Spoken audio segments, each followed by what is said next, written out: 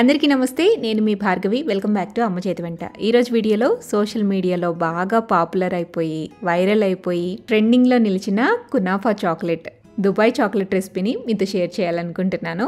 మీలో ఎంతమందికి ఈ వైరల్ చాక్లెట్ గురించి తెలుసు అండ్ ఒరిజినల్ చాక్లెట్ని ఎవరైనా టేస్ట్ చేసి ఉంటే కనుక నాతో కింద కామెంట్ సెక్షన్లో షేర్ చేయండి. దీని హిస్టరీ మొత్తాన్ని డిస్క్రిప్షన్ బాక్స్లో ఇస్తాను, చెక్ చేయండి.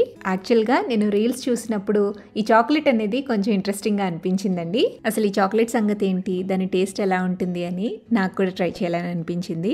ఈ చాక్లెట్ని మనం ఇంట్లో చేసుకోవచ్చా లేదా, చేస్తే సరిగ్గా వస్తుందా రాదా అని మనలో చాలా మందికి డౌట్ ఉంటుంది కదా. సో ఫస్ట్ టైం ఇంట్లో ట్రై చేశాను. టెక్స్చర్ అండ్ టేస్ట్ రెండు కూడా బాగా వచ్చాయి, అందుకే మీతో షేర్ చేస్తున్నాను. మరి మిడిల్ ఈస్ట్ కంట్రీస్లో బాగా ఫేమస్ అయిన ఈ కునాఫా చాక్లెట్ అలియాస్ దుబాయ్ చాక్లెట్ని ఇంట్లోనే ఎలా తయారు చేసుకోవచ్చో చూసేద్దాం.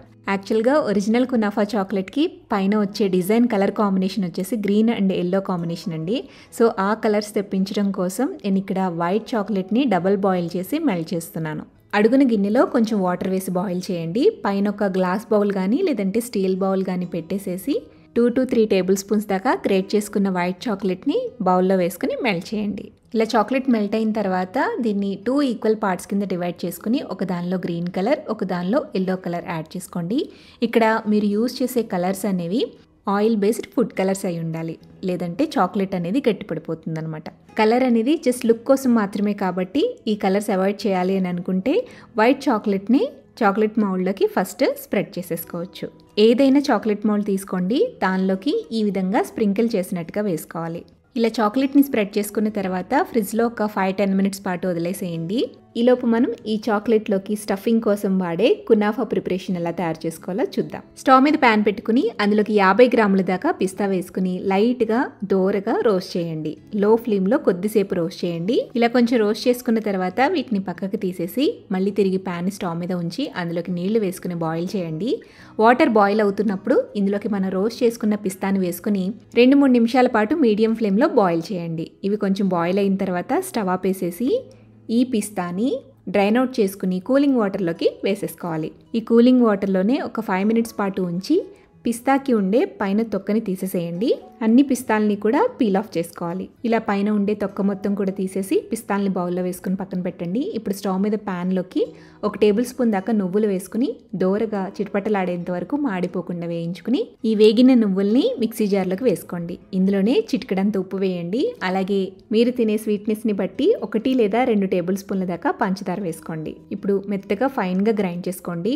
ఆ తర్వాత ఇందులోకి పైన పీల్ తీసేసుకున్న పిస్తాల్ని వేసేసేయాలి. అలాగే ఇందులో కొద్దిగా ఆయిల్ వేసుకోండి. ఫ్లేవర్లెస్ ఆయిల్ వేసుకోవాలి, అంటే సన్ఫ్లవర్ ఆయిల్ కానీ లేదంటే ఏదైనా ఫ్లేవర్ లేని వెజిటబుల్ ఆయిల్ని యూస్ చేయొచ్చు. అలాగే కాచి చల్లారి పెట్టిన పాలు కూడా కొంచెం వేసుకోండి.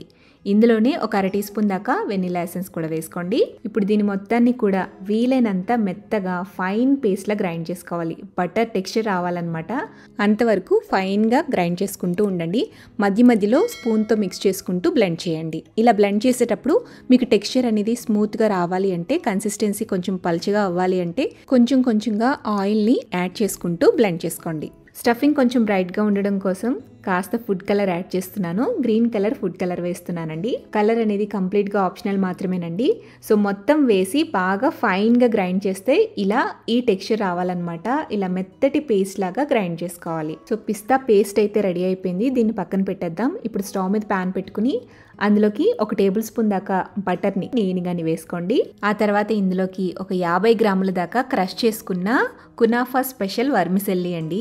ఆన్లైన్ లింక్ కావాలంటే డిస్క్రిప్షన్ బాక్స్లో ఇస్తాను. యాక్చువల్గా ఈ రెసిపీలోకి ఒరిజినల్గా అయితే కతైఫీ అని చెప్పేసేసి ఇలానే మైదా ఇంకా కార్న్ఫ్లోర్ యూజ్ చేస్తారు. బట్ అదంతా చాలా ప్రాసెస్ అండి. దానికి బదులు ఇలా తీసుకుని చేసేసేయడం చాలా ఈజీ అవుతుందన్నమాట. మంచి గోల్డెన్ బ్రౌన్ షేడ్ వచ్చేంత వరకు నిదానంగా చిన్న మంట మీద వేయించుకోవాలి.